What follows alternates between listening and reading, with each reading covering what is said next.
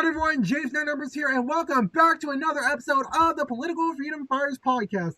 Now, in this episode, I have with you all today a Libertarian who is running for U.S. House District 1.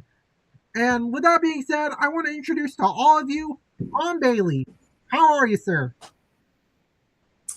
Doing well. I hope you are too. I'm doing awesome, man. Anyways, my first question is, who are you and what do you do? I'm retired. I'll call it experienced. I remember when we used real silver for money. They had to have a warrant to search you and a verdict by a jury to take your stuff or your property or your person. Let me see. I've done, as far as political experience, I'm a fellow of the North Carolina Institute of Political Leadership. I served 10 years on the executive committee of the Libertarian Party of North Carolina, the third largest and most successful third party in the state. I was chairman of the Legal Action Committee that undertook the lawsuit McLaughlin versus Marsh, which struck down two of the ballot access hurdles, which are rigging the North Carolina elections. I even served on in public office on the Guilford County Board of Adjustments, which is a quasi-judicial body which hears appeals from the zoning officer. I've run a number of campaigns. That pretty well sums up my political experience. I'm a veteran of the U.S. Army, decorated with a Medal with V device, spent a year in Vietnam as a door gunner. So I've got a little experience with government. All right, that's pretty awesome. You've talked a little bit about your history. Is there anything else about your history that you want to share, or? Not really. I've spent most of my working career as in construction. I was a roofing contractor. That's pretty much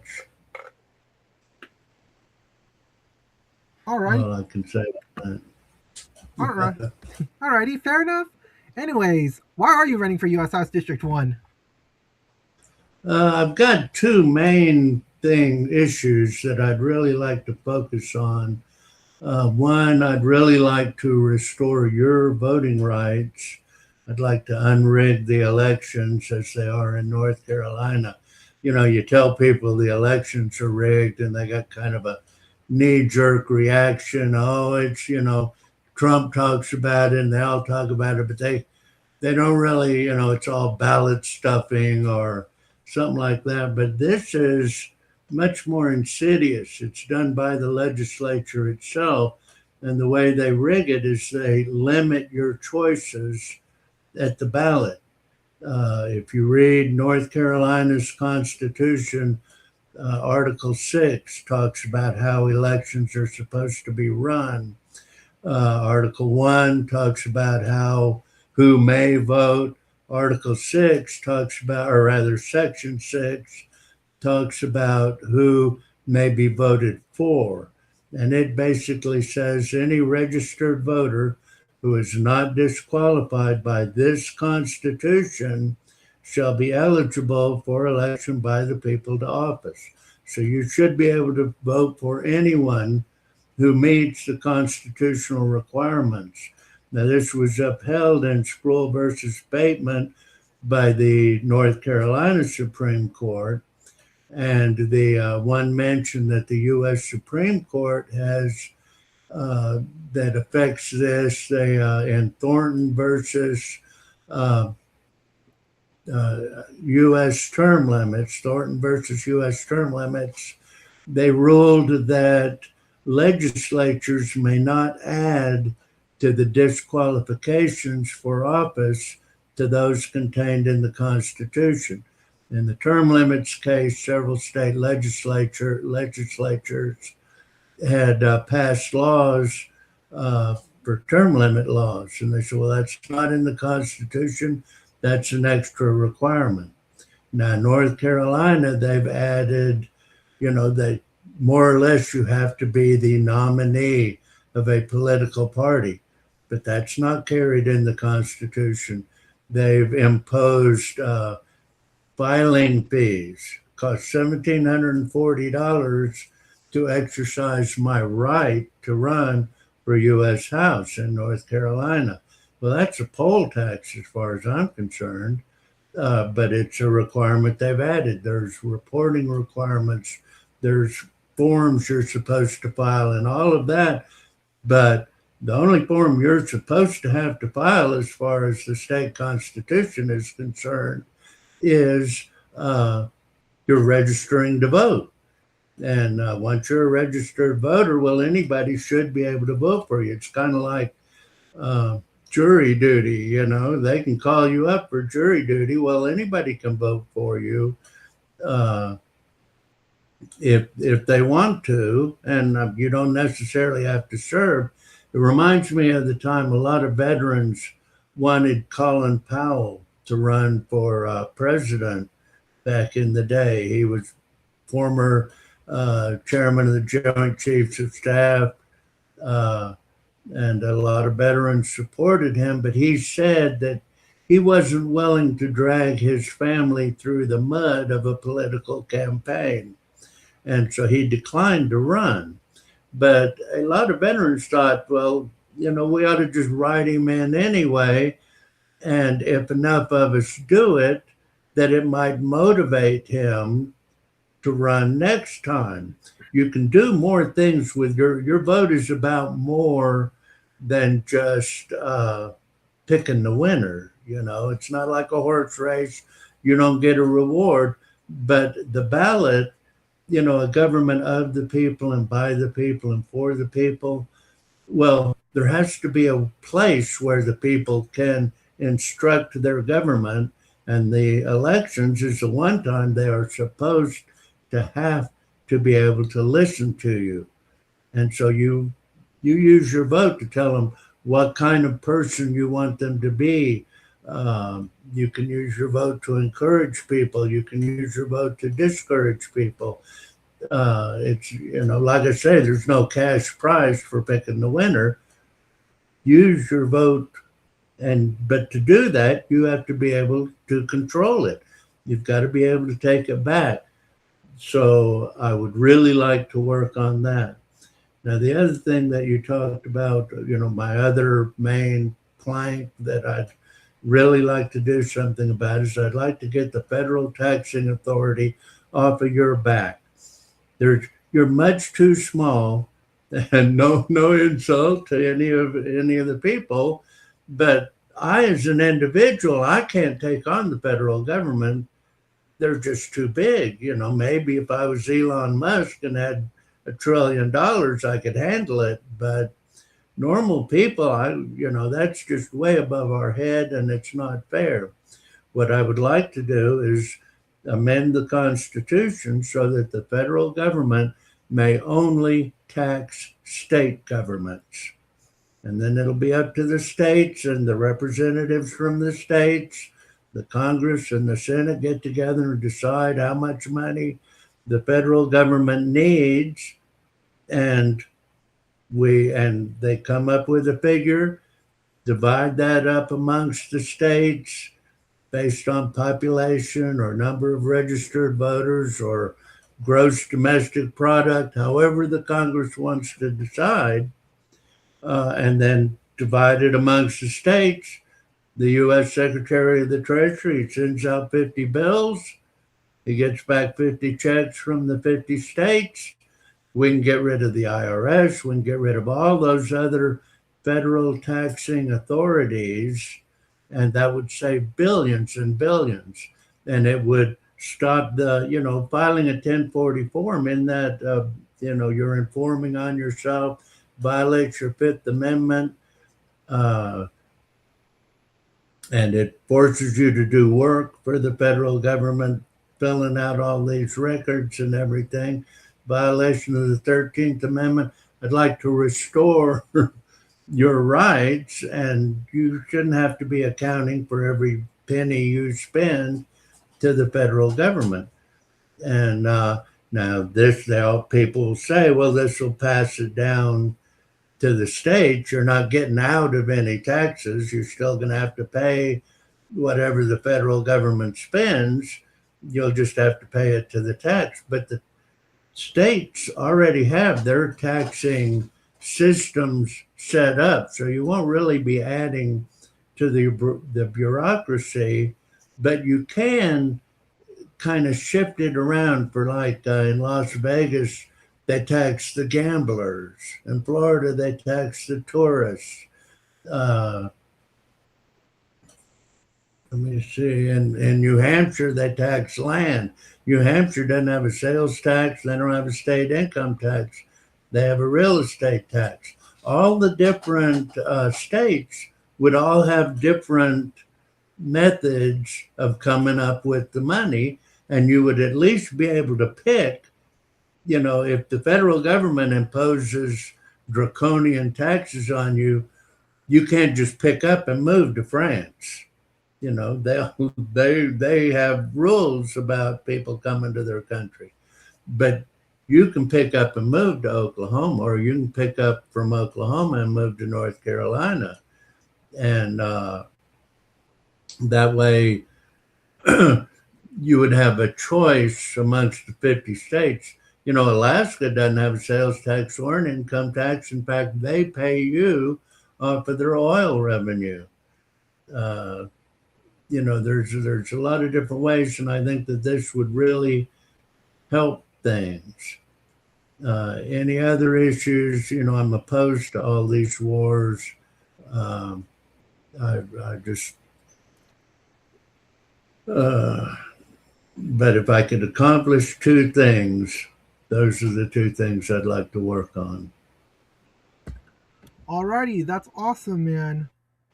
So, I think I asked you already why you're running for U.S. House District 1 as a Libertarian. I guess, what's your opinion on the Democrats since they currently control the seat? Well, bottom line, I do think that the Democrats and the Republicans are partners in a scam to create the illusion of choice while offering none. They're both owned by the same corporate sponsors, and they're both trying to accomplish that corporate goal. Now, they come at it from different sides, but what they did was they divided up the voters into two fairly equal groups, mostly based on social issues, which the federal government really has no business being involved in the first place. And then they justify what they do either by saying, oh, well, they did it too, so it's okay for us to do it, or the Republicans, if they endorse a gun control bill, for instance, they say, well, this was the best deal that we could get because of the Democrats, and if you just elect more Republicans, we could get your gun rights more back for you. And the Democrats do the same thing with like the abortion issue, but mostly they keep the demographic split evenly, and then there are always just enough votes to pass the corporate agenda.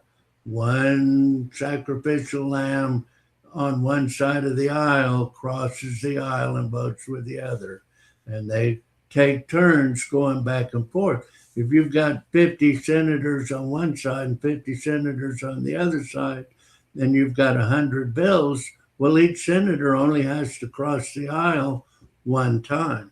So if you're a Democrat senator and you're going to cross as a pro-gun side. You can come up with a justification. My neighbor was killed by a gun or was saved by a gun, so I'm voting for pro-gun this time. But when he goes to get reelected, he can say, well, look, there was this one time that I voted with the Republicans, and I'm sorry about that, but I've got to maintain my own honor, and I did it, but you still need to vote for me because I'm a 99% voting record for Democrat causes, and my Republican opponent is 99% against Democrat. You don't have any choice. You got to vote for me. And that's their whole thing. People talk about the rigged elections by you're told this is how elections are rigged, is by gerrymandering. But gerrymandering can't work unless you only have two choices. And one of your problems, I think they call it the Overton window.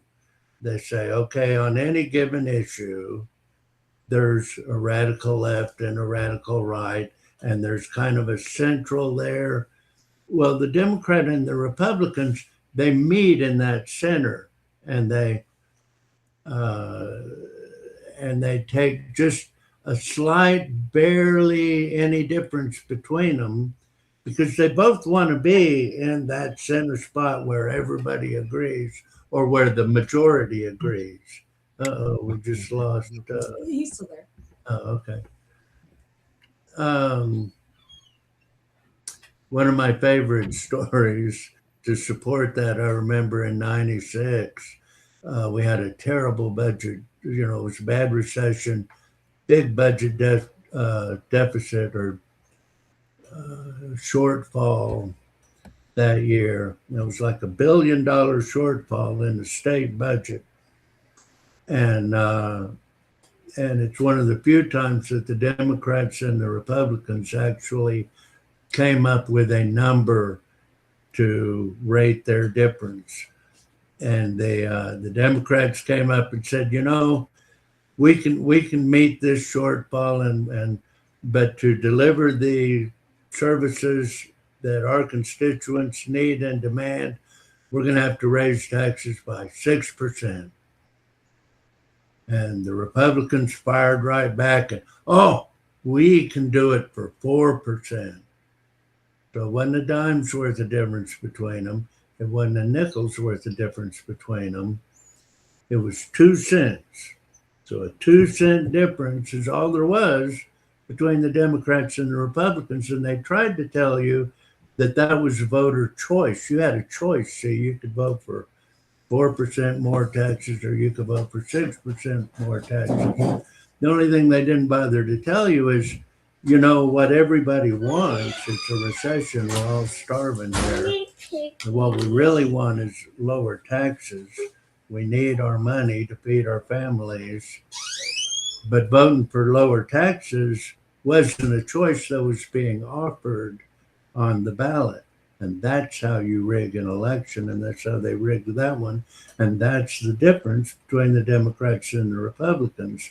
They're both on the same page when it comes to somebody ought to rule, and that somebody ought to be us.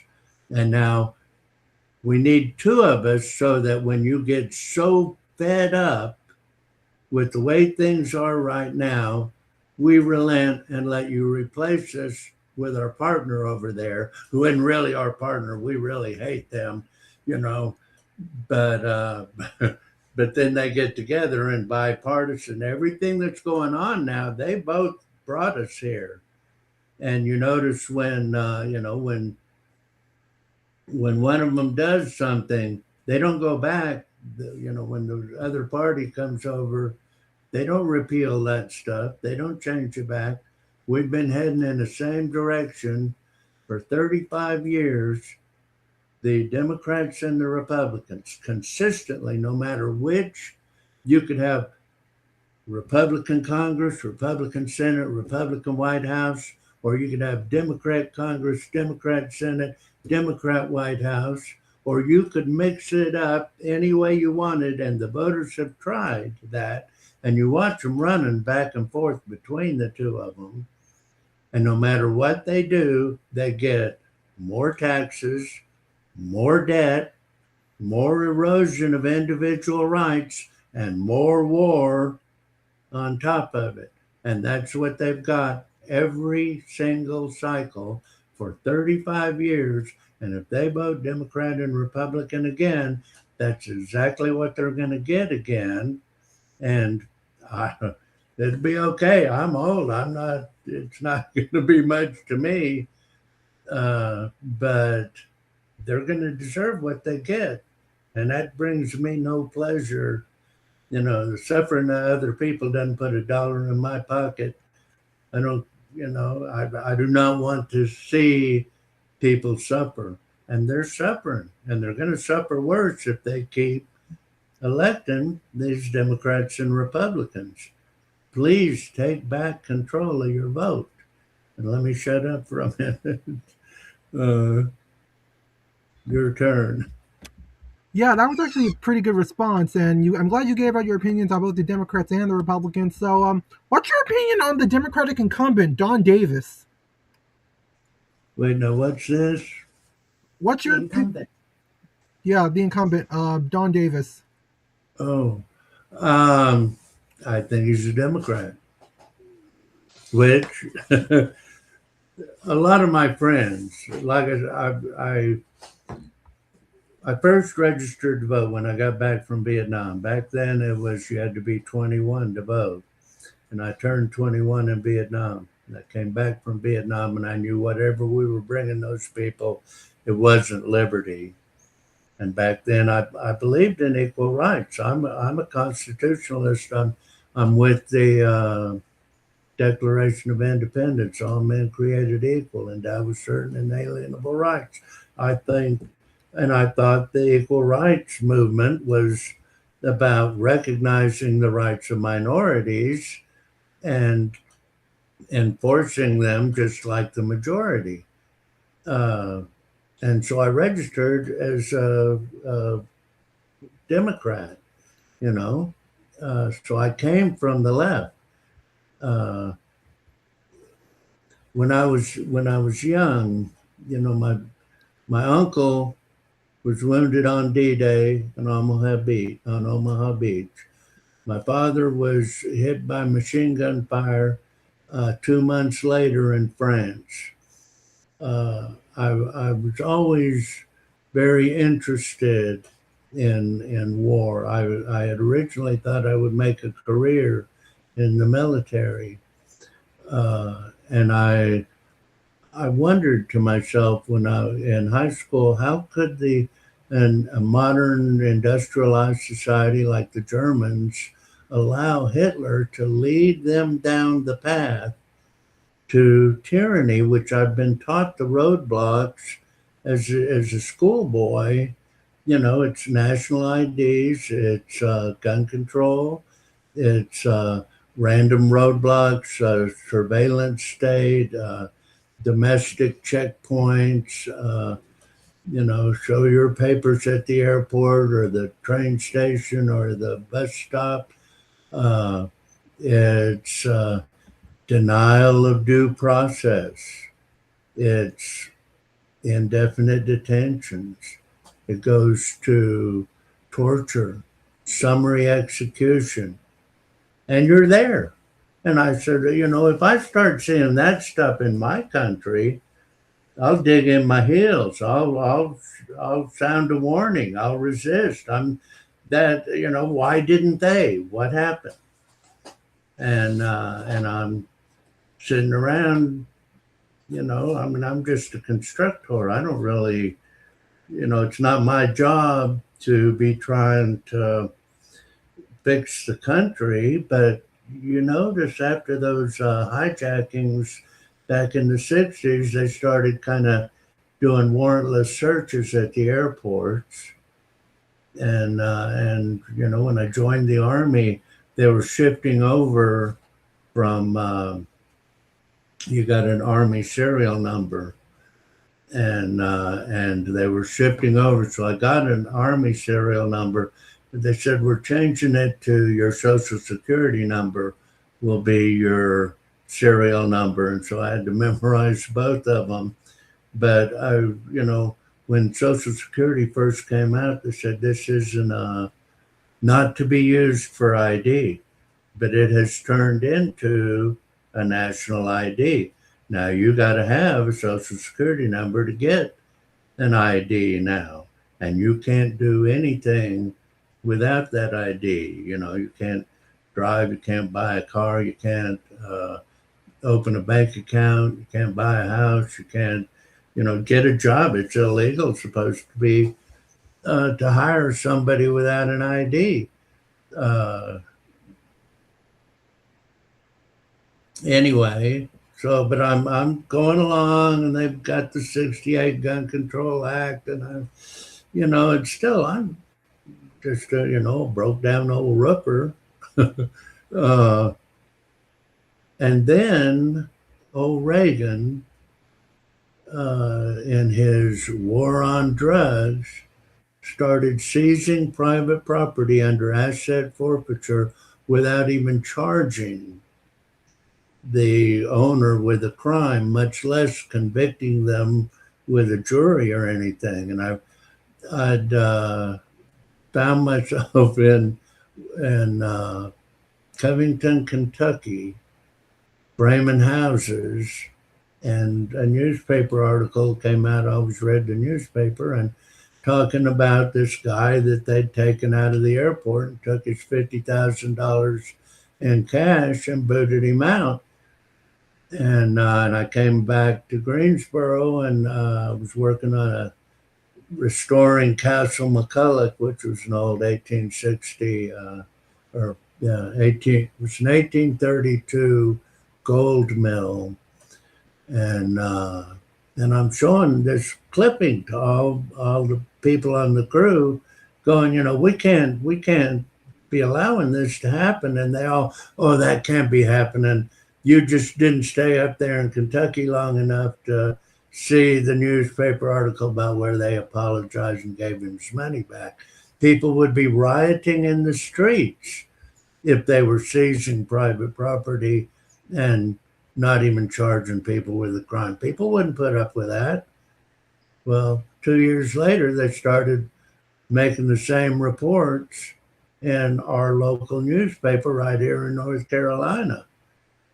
And me, like I said, I dug in my heels. I'm screaming, I'm hollering, I'm telling everybody. And they finally said, well, if you're so into it, why don't you get political, go run for office, go where it makes a difference, None of them rioted in the streets, but I did get involved in politics, and that's how I came into it. And I can't remember now why. Well, I started on that long rant, but since then, they have started doing indefinite detentions. So Bush Jr. admitted in his autobiography it's the hardest decision he ever made, ordering the torture of helpless prisoners, violating the Eighth Amendment. And then what a lot of people, Obama came out and legalized summary execution. Anwar al-Awlaki, nobody ever, they didn't make a big deal about it, but they put it in the newspapers and they reported it. And he ordered the execution of a U.S. citizen. And then he admitted another and a third. And then he classified, he said, I've got a list of people that, they're terrorists. They're all terrorists. Bad people like Trump, oh, well, we're just blowing drug runners out of the water, but we're not bothering to prove it.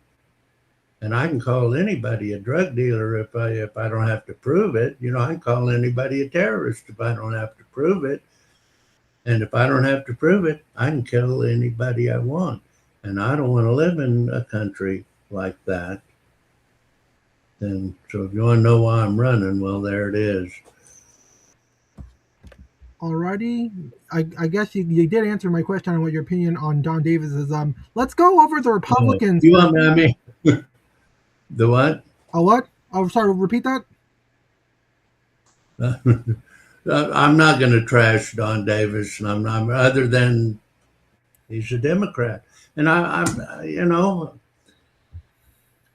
they have to do what they have to do. It's the old dilemma, and why people keep coming to me and telling me, well, yeah, I voted for, Harris, or I voted for Trump, and it's what choice did I have? To both. It's the lesser of the evil, and 2 cents less on my taxes is 2 cents less on my taxes, and Davis has to please his corporate sponsors, and he's got to please. So this is the 2 cents is what he could offer. I'm not really faulting them necessarily, but if you vote for lesser evil, you get evil, and if you vote for lesser evil and then vote for the lesser evil again, you're a little more evil, and then you vote for the lesser evil again, and you're a little more evil, and it just builds and builds. And now here we are with this police state and them shooting people down in the streets of Minneapolis. I don't know. This. I hear Trump's getting ready to nationalize the elections. I always tell you about it's not who votes that counts. They make a big deal about this voter ID. And it's not who votes that counts, it's who counts the votes. And Trump wants that to be him. And that's our problem. We don't have any way to verify that our vote even got counted the way we cast it, or to verify the totals. But all you got to do is put a little box up in the right-hand corner of the ballot, and you make a little mark there, known only to you, and I put a little password in mine, known only to me. And then when they scan all those ballots, well, you take a picture of each one of them and you put it up on the Board of Elections website, and you sort them by precinct. I can go to my precinct. There'll be a few hundred there, but I can look through a few hundred and find my ballot and see that it's the way it was that I filled it out. And if I got the time, I can count the votes. There'll be newspapers and media, and there'll be people that'll count all of those ballots, but we'll all be able to verify not only the total, but that our vote got counted. But they don't let us do that. You ain't going to get any chance at all to see what those ballots look like. They take them in a back room and then come out and tell us what the result is. All right. Anyways, it's starting to look like that the Republicans are going to be able to flip this district by a narrow margin. So I guess my next question for you is, who do you think is going to win the Republican primary, and do you think they would do a good job? No idea. As far as do I think they'll do a good job? No, I told you all the reasons why I don't think they will. And how concerned with them am I going to be?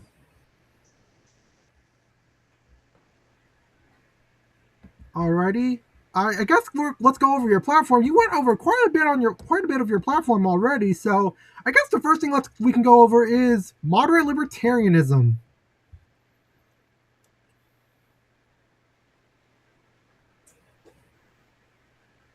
Modern libertarianism. Moderate libertarianism.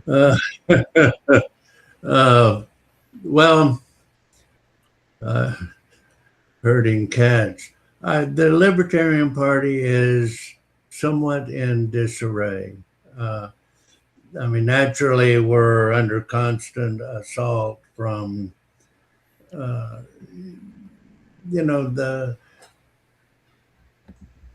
it's like the presidential debates. I tell you about rigged elections. Well, libertarians don't get invited to the presidential debates. So, to my way of looking at it, well, the presidential debate is a political ad. What they're doing is they're saying you need to vote Democrat or Republican. And none of these other people are worth listening to. None of these people stand a chance. Let us, with all the gravitas of our CNN news staff and all of our credibility, let us assure you they can't possibly win. Well, now that's a pretty powerful ad, especially when it's from such a respected source, a source that assures everybody that they are nonpartisan. But they're very partisan. And the campaigns don't have to pay for that ad.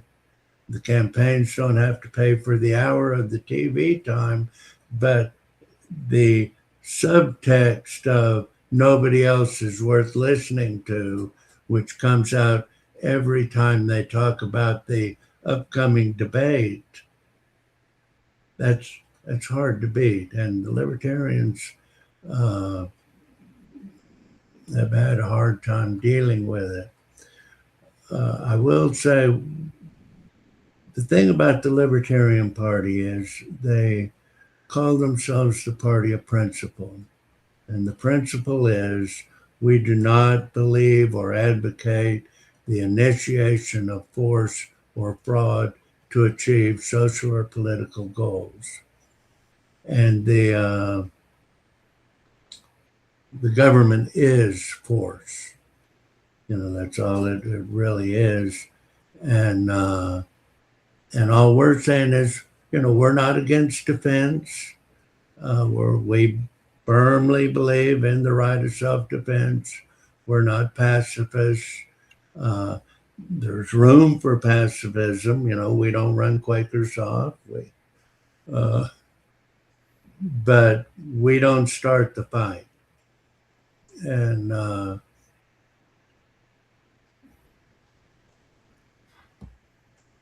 a lot of what government does now is an initiation of force. And there's a lot of argument within the party over what is and is not an initiation of force. I will say this, there's an anarchist wing, and they believe there should be no government at all.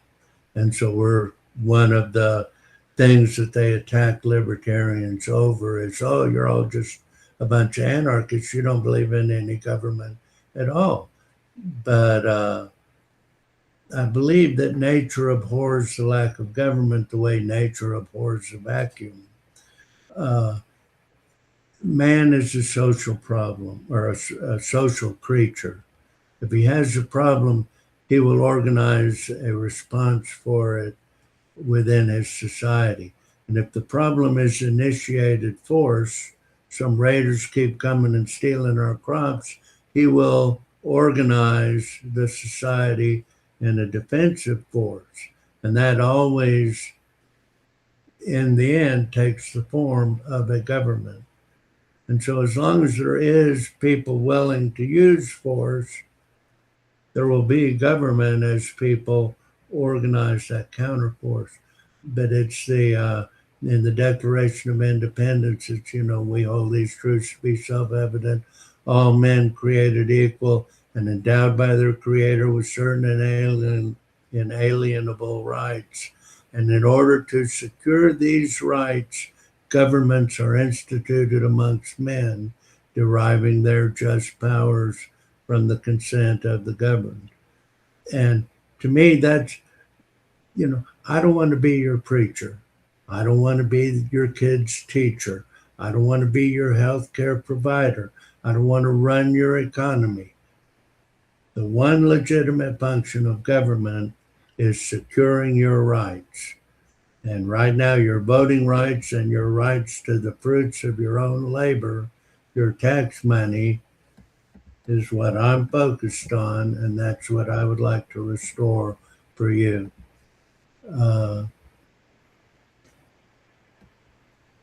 But I'm not an anarchist. I believe there's a place for government. I'm enough of a Christian that I certainly would like to see the day that government isn't needed, that initiated force doesn't happen, that people respect each other's rights just naturally as a way to be. And in a way, I believe that's what this life is all about. What we're doing here is we're learning through hard experience what happens when you violate rights. It creates, if the purpose of life is the attainment of happiness, it's what the founders were talking about. You have the right to life, liberty, and the pursuit of happiness. They're saying, what are you doing living in this world? Well, you should be searching for happiness. And so I define happiness. Well, happiness is the feeling you get when you think you're making things better. And evil is when you cause people misery. Evil begets misery, good begets happiness. And I hope that eventually we all learn that that's what we need to be doing. Anyway, have we been at this an hour yet? Actually, no. We actually still have some time left, actually. So, you also mentioned the tax game, and you've mentioned a little bit about tax reform. You want to talk a little more about that, or?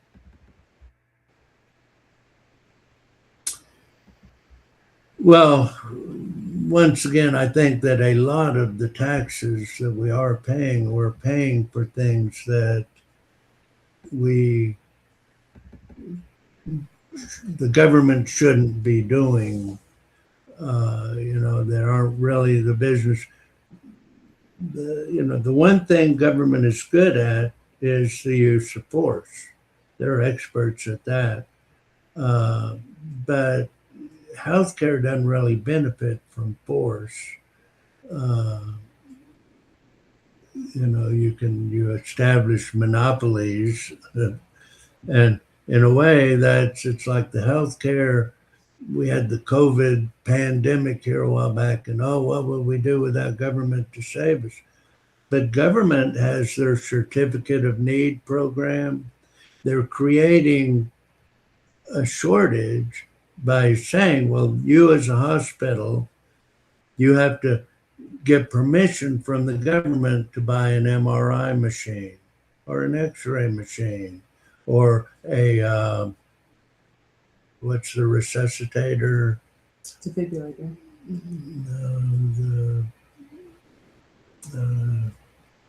They put a tube down your throat and make you breathe through it, or that assess you to breathe. The resuscitator.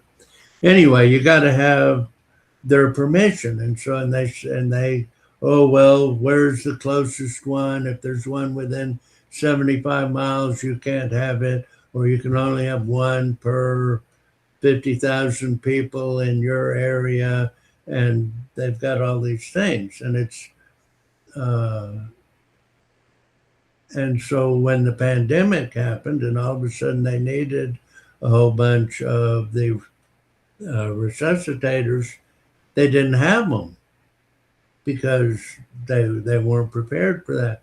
Their hospital rooms, you've got to get permission to build an extra hospital bed from the government. So the government is making their best guess and will pretend like they're totally benevolent, but they don't really know.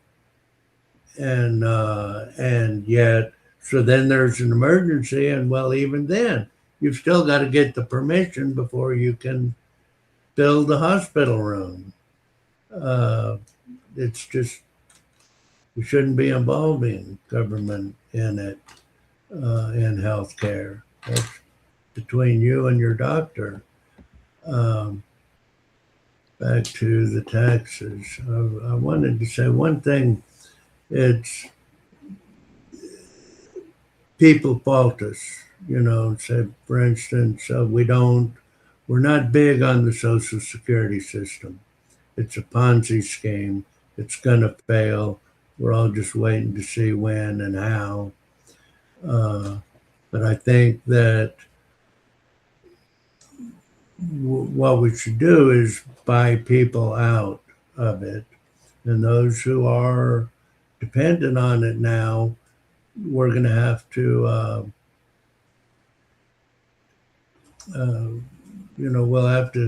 we need to pay it off. And people paid into it. We owe them.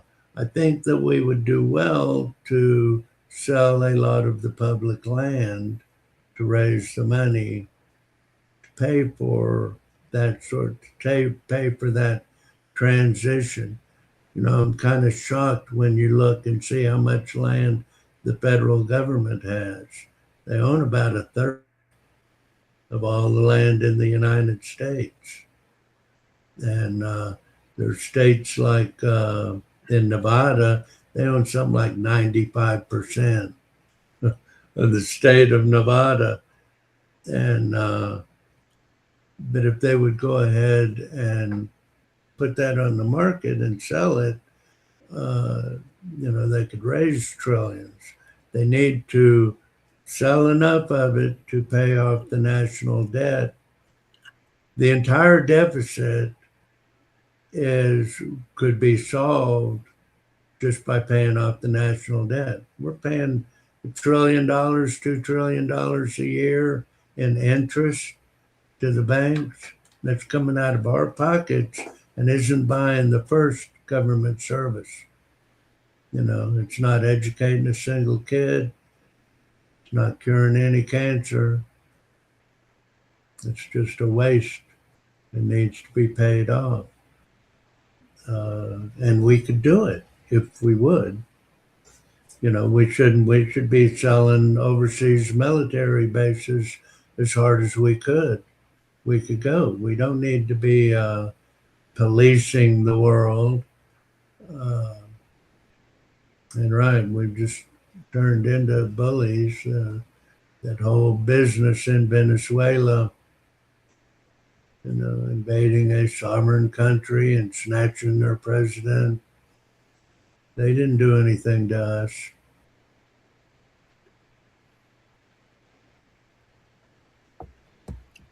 Alrighty. You also mentioned the natural law of rights in one of your YouTube videos, and you also mentioned the right to vote. Is that like one of the natural law of rights? If so, what are the other natural law of rights?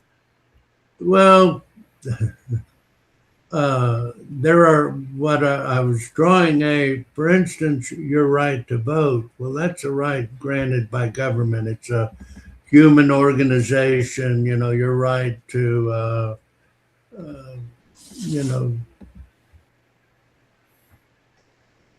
to a park maybe, or there are man-made rights and there are natural rights. And I talk about the right to travel is a natural right. The right to self-defense, which the right to the means of self-defense. These are natural rights, and I say that they are enforced by nature itself. And people go, oh, well, nature enforces gravity. If you fall off a cliff, you always fall down. What do you mean nature? Nature doesn't stop me from taking someone else's gun. Gun control, nature doesn't stop governments from enacting gun control. And I say, you don't understand. The law of gravity doesn't keep you from falling off a cliff. Your own good sense is supposed to do that because you know what will happen. And what nature enforces is if you violate a natural right, it creates misery. And if you respect a natural right, it creates happiness. Now, our government, we started out with that Constitution. It was the most respectful of individual rights of any form of government that we know of or knew of at the time. And we became great. We became wealthy. We became healthy. We almost became wise. We went from covered wagons to the moon, in 100 years, 150 years. But once we started violating rights, started repealing those parts of the Constitution or repealing the Bill of Rights, misery has been growing. And I'd say the misery index in America has grown a great deal. And so if you don't know if something is a natural right or not, well, I think empirically you can find out pretty quick by violating it. And we're running around violating rights internationally, and that's going to come back and bite us. And, there's a lot of hubris in the U.S. A lot of the Trump supporters and even the Democrat supporters, oh, well, nobody can beat us. We're a superpower, and we decide when it's a war and if it's a war, and we can start it and we can end it just whenever we want because we're in charge and we can do it. But it don't work that way. The rest of the world is looking around and looking at us, and and they talk about the dollar being the world reserve currency. Well, that was the Bretton Woods agreement that was signed after World War II, and at that time the dollar was backed by gold. And there wasn't any such thing really as inflation. I can remember as a kid, hearing my uncles and my parents talking about it. There wasn't really any inflation, and then they quit making silver money in '68, and Nixon took us off the gold standard in '71. And since then, the dollar has lost 98% of its purchasing power. Well, now you understand, we all kind of, it happened a little at a time and a little at a time. And, we were kind of used to it. And the worst of it didn't impact us until mostly just recently, because the rest of the world was making up for it because we were the world reserve currency and they were demanding our dollars. Well, the rest of the world, their purchasing power dropped 98%. They're all out there holding all those dollars, which all of a sudden aren't worth. They used to trade 32 of them for an ounce of gold. Now it's 5,000 of them for an ounce of gold. And they're going, y'all just robbed us. You robbed us bad. And a lot of them are, they don't appreciate that. And they're very likely to retaliate. And you might be the world superpower, but you think the United States is going to take on the whole world? I think we need to get our act together. I agree 100%. So, how's the campaign going right now? Well, I won the primary. And actually, it's I'm waiting for a little more time to pass. I'll have a very limited budget and very limited resources. And therefore, and in a way, I am missing opportunities because all the people are, kind of interested in it. But my election isn't going to happen until November. And for me to, any ads that I buy, anything like that, it's going to have to be a lot closer. uh, and I'm still debating and thinking about it and trying to gather my resources. So there's not a lot going on, although it's kind of like your podcast here. I know you don't have a lot of views yet, but I'm doing it because down the road, it may make a difference. I've been working on, the Ballotpedia and various people. I'm supposed to have a radio interview down in for the Carteret Times News later in the month. But right now it's still pretty slow. It's more of a leisurely stroll. Like I said, I tell people, how hard should I campaign? The Democrat and Republican record speaks for itself. Are they really going to vote for more of that? Are they going to vote for more? They've been voting for that lesser evil now for 30 years. They really want more of that? You keep offering me a choice between Saruman and Sauron, and I'm sorry, I just, Gandalf might not stand a chance, but are you really going to vote for Sauron?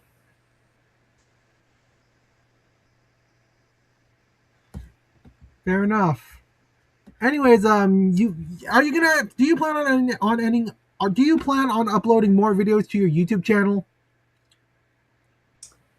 I don't know. Have you seen any of my ads? I've seen all of them. You did see? Oh, okay. Well, those were all done in, what was it, 2016.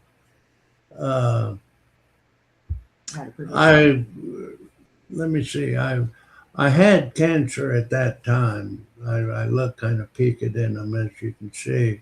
I had surgery for colon cancer in 2019, and then I had skin cancer about a year ago, and they scalped my face, and so I beat cancer twice now since I made those ads, and I'm not sure if I'll make more. I pretty much in those you see the story that I'm telling. I haven't changed much. I had really intended. I really had the fire in my belly in 1990 when I started. Like I told you about the asset forfeiture and that it took a couple of years, and when I ran in the Democrat primary in 1990. I didn't even really, I'd heard of a Libertarian Party, but they were hardly ever on our ballot. And then in 92, they got ballot status, and I joined them and figured, well, these people, they may be flaky here, they may be flaky there, but they're at least more my political home. And so I joined up and got on the executive committee and put everything I had into it. And I count our high water mark as 2022 or 2002. In the 2002 elections, from 1990 until 2002, every year we had more registered libertarians. We had more. We fielded more candidates every year. We started getting people elected to lower offices, city council, and that kind of thing, soil and water conservation district. And finally, in 2022, we fielded candidates for a majority of the seats in both houses of the General Assembly in North Carolina. No third party had ever done that. That was just, we fielded more candidates for the General Assembly than the Republicans.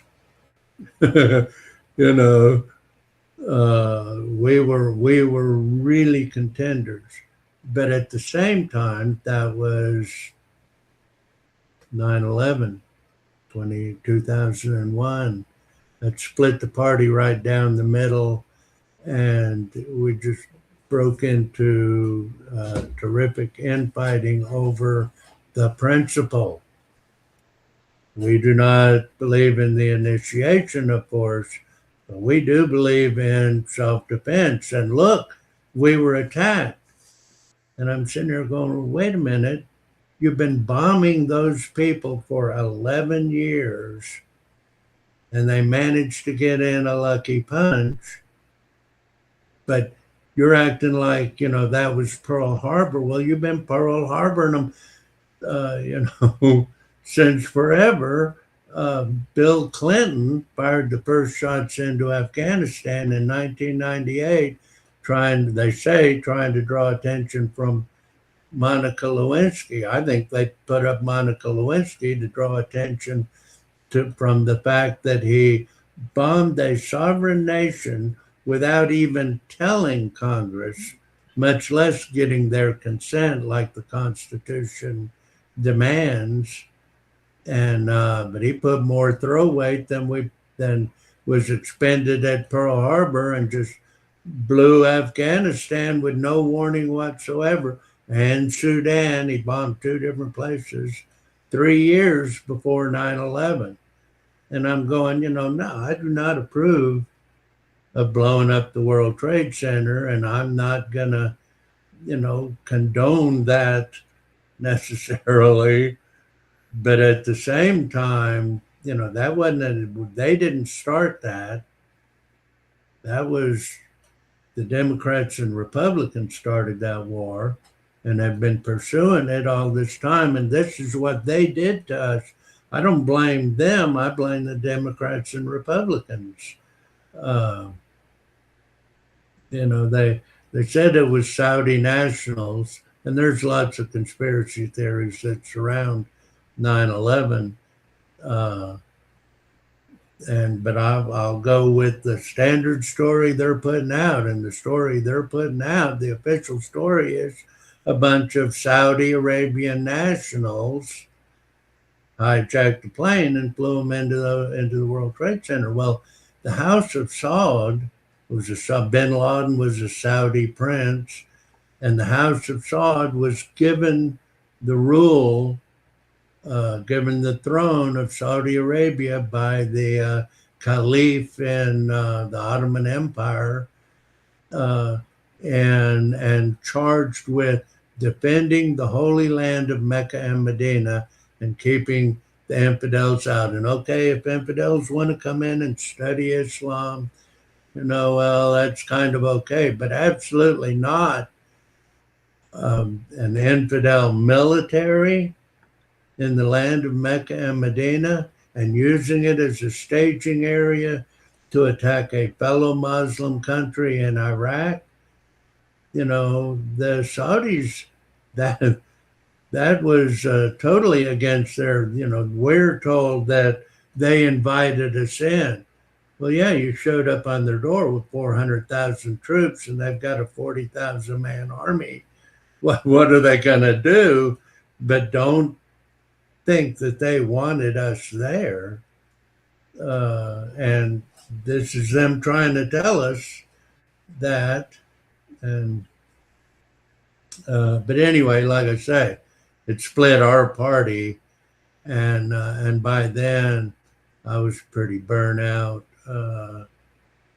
and I went ahead and threw my hat in the ring for one more run in 2004, and pretty much retired for my health. But I can't stand to sit here and, see the Republicans and Democrats rig the elections and give the people no choice or a 2-cent choice. Well, yeah, we can vote for the lesser evil, save ourselves 2 cents. And that was the funny thing about that 96 election. The 2 cent, the Republicans, I told you that year we filed more, or no, that was in 2002. But the Republicans that year won every race. And they didn't field enough candidates for the General Assembly to maintain a majority in either house. So the Democrats still had the rule, and the Democrats still raised taxes more than 6 cents, It didn't make any difference. And that's, kind of what I say about going back to the Democrats and the Republicans. It doesn't really make any difference. Those boys are working for the same corporate sponsors.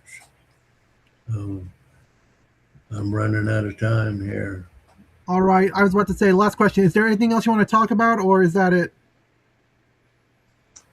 I guess that's it. I've got a Facebook page, Tom Bailey for U.S. Senate. I need to get over there and work on it a little bit. Anyway, thanks for the time. I wish you luck. All right. And vote for me. All right. With that being said, everyone, that's going to be it for this episode of the Political Freedom Fighters podcast. If you all have enjoyed, please hit the like button down below, type in a comment for any suggestions, hit the subscribe button if you're new to the channel, and hit the notification bell so that way you can all be notified for any new upcoming episodes of the Political Freedom Fighters podcast. With that being said, I hope you all enjoy, and I'll see you all later. Hey, what's going on, everyone? James Van Numbers here again, and this is where I usually end the video, but I just got an email from Tom Bailey literally the next day, and yeah, I figured I would read this to you. In the email, he told me that there was one thing that he did fail to mention during the interview, which was a ballot proposal. And he basically has my support for the podcast, so that's pretty good. And here's what he says. Constitutional ballots should only contain a list of offices up for election with a blank beside each to be filled by the voter. No suggestions of names printed on the ballot. No free advertising for political parties or candidates by printing their names.